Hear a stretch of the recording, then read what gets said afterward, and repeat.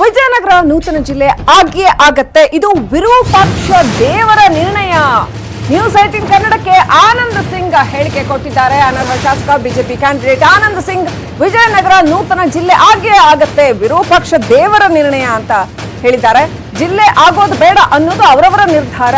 ರೆಡ್ಡಿ ಸಹೋದರರು ರಾಮುಲು ನನ್ನ ಉತ್ತಮ ಸ್ನೇಹಿತರು, ಅವರೇ ಇಲ್ಲಿಗೆ ಬಂದು ನನ್ನ ಪರ ಪ್ರಚಾರ ಮಾಡ್ತಾರೆ ಅಂತ ಆನಂದ್ ಸಿಂಗ್ ಹೇಳಿಕೆ ಕೊಟ್ಟಿದ್ದಾರೆ. ಆದ್ರೆ ಏನಾಗತ್ತೆ, ಹೊಸಪೇಟೆ ಬೈ ಎಲೆಕ್ಷನ್ ಏನಾಗತ್ತೆ? ರಾಮುಲು ಬಂದು ಪ್ರಚಾರ ಮಾಡ್ತಾರ ಆನಂದ್ ಸಿಂಗ್ ಪರವಾಗಿ?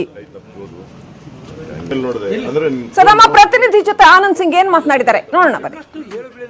ಇದೀಗ ನಮ್ಮ ಜೊತೆಗೆ ಬಿಜೆಪಿ ಅಭ್ಯರ್ಥಿ ಆನಂದ್ ಸಿಂಗ್ ಅವರಿದ್ದಾರೆ. ಅವರು ಯಾವ ರೀತಿಯಾದಂತ ಅಂತಿಮ ಪೂರ್ವ ಸಿದ್ಧತೆಗಳು ಮಾಡ್ಕೊಳ್ತಿದ್ದಾರೆ ಅನ್ನೋದ್ರ ಬಗ್ಗೆ ಮಾತಾಡೋಣ. ಸರ್, ಮೊದಲನೇದಾಗಿ ನಾಮಪತ್ರ ಕೊನೆ ದಿನ ನಾಮಪತ್ರ ಸಲ್ಲಿಸ್ತಾ ಇದ್ದೀರಿ, ಹೇಗಿದೆ ಸರ್ ಪೂರ್ವ ಸಿದ್ಧತೆ?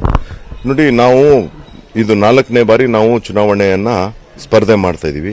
ನಾವು ತಾಂತ್ರಿಕವಾಗಿ ಪ್ರತಿಯೊಂದು ವಿಷಯಗಳು ಯಾವ ರೀತಿ ನಾವು ನಾಮಪತ್ರ ಸಲ್ಲಿಕೆ ಮಾಡಬೇಕು ಅಂತ ಹೇಳಿ ಬಹಳಷ್ಟು ವಿವರವಾಗಿ ನಮ್ಮಂತ ಇರತಕ್ಕಂಥ ಕಾರ್ಯಕರ್ತರಿಗೆ ಬಹಳಷ್ಟು ವಿಚಾರಗಳು ಗೊತ್ತಿರತಕ್ಕಂಥ ವಿಷಯ.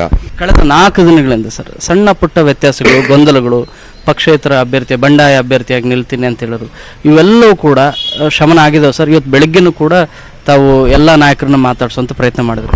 ಖಂಡಿತವಾಗ್ಲೂ ನಾವು ಅನ್ಕೊಂಡಷ್ಟು ಇಲ್ಲಿ ವ್ಯತ್ಯಾಸಗಳು ಇಲ್ಲ. ಕೆಲವು ವಿಚಾರಗಳು, ಕೆಲವು ಅನಿಸಿಕೆಗಳು ಅವರು ಹೇಳೋದಕ್ಕೆ ಇದು ಸಮಯ.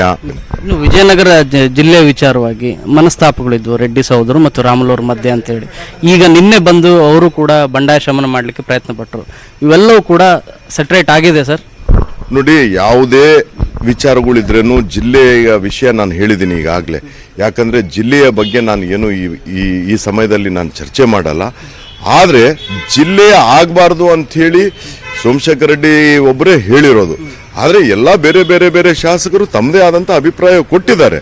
ಆ ಅಭಿಪ್ರಾಯಗಳನ್ನ ಮುಖ್ಯಮಂತ್ರಿಗಳು ಏನು ಹೇಳಿದ್ದಾರೆ, ನಾನು ಚುನಾವಣೆ ಆದಮೇಲೆ ಆ ಅಭಿಪ್ರಾಯಗಳ ಬಗ್ಗೆ ಚರ್ಚೆ ಮಾಡಿ ತೀರ್ಮಾನ ತಗೊಳ್ತೀನಿ ಅಂತ ಹೇಳಿದ್ದಾರೆ. ಅಷ್ಟು ಬಿಟ್ರೆ ಏನು ನಾವು ಮಾಡ್ತೀವಿ ಅಂತ ಏನು ಅವರು ಹೇಳಿಲ್ಲ. ಈಗಾಗಲೇ ಬಂಪರ್ ಬಹುಮಾನದ ರೀತಿ ಅನುದಾನಗಳು ಬಂದಿದ್ದಾವೆ. ಇನ್ನು ನೆಕ್ಸ್ಟ್ ಏನಾದರೂ ಎಲ್ಲವೂ ಕೂಡ ಸಕ್ಸಸ್ ಆಯ್ತು ಅಂದ್ರೆ ವಿಜಯನಗರ ಜಿಲ್ಲೆ ಆಗುತ್ತೆ, ಜೊತೆಗೆ ಆಶ್ಚರ್ಯಕರಿ ಅನುದಾನಗಳು ಬರ್ತದ. ಏನ್ ಸರ್? ಖಂಡಿತ. ನೋಡ್ರಿ, ವಿಜಯನಗರ ಇತಿಹಾಸ ನಮಗೆ, ನಿಮಗೆ, ನಮ್ಗಿಂತ ಪೂರ್ವಜನಿಕರಿಗೂ ಸಾವಿರಾರು ವರ್ಷಗಳಿಂದ ಇರತಕ್ಕಂಥ ಇತಿಹಾಸ, ಮತ್ತೆ ಇನ್ನೂ 1000 ವರ್ಷ ಬದುಕಿರ್ತಕ್ಕಂಥ, ಯಾಕಂದ್ರೆ ಇದು ಜೀವಂತವಾದಂಥ ಇತಿಹಾಸ. ಇದು ಎಲ್ಲೋ ಪುಸ್ತಕದಲ್ಲಿ ಬರೆದಿಟ್ಟಿರ್ತಕ್ಕಂಥ ಇತಿಹಾಸ ಅಲ್ಲ. ಇವತ್ತು ಹಂಪಿ ಜೀವಂತವಾಗಿರೋದು. ಅಂತ ಇತಿಹಾಸಕ್ಕೆ ವಿಜಯನಗರ ಜಿಲ್ಲೆ ಮಾಡ್ತಾರೆ ಅನ್ನೋದಲ್ಲ. ನಿಮ್ಮ ಕೈಯಲ್ಲಿ ಯಾರೂ ಇಲ್ಲ. ಆ ಪರಮಾತ್ಮ ವಿರೂಪಾಕ್ಷ ತನ್ನ ಜಿಲ್ಲೆ, ತನ್ನ ಹೆಸರು ಮಾಡ್ಕೊಳ್ತಾನೆ ಅನ್ನೋದು ವಿಶ್ವಾಸ ಇದೆ. ಯಾರ್ಯಾರು ಇದಕ್ಕೆ ವಿರೋಧ ಮಾಡಿದ್ದಾರೆ ಅಂಥವ್ರು ಮನಸ್ಸು ಒಲಿಸ್ತಾನೆ ಆ ವಿರೂಪಾಕ್ಷ ಮತ್ತು ತಾಯಿ ಭುವನೇಶ್ವರಿ ಅಂತ ಹೇಳಿ ನನಗೆ ನಂಬಿಕೆ ಇದೆ. ಇದು ಆನಂದ್ ಸಿಂಗ್ ಅವರ ಮಾತು. ಬಳ್ಳಾರಿಯಿಂದ ಕ್ಯಾಮರಾ ಪರ್ಸನ್ ದಿವಾಕರ್ ರೆಡ್ಡಿ ಜೊತೆ ಶರಣು ಹಂಪಿ, ನ್ಯೂಸ್ 18 ಕನ್ನಡ.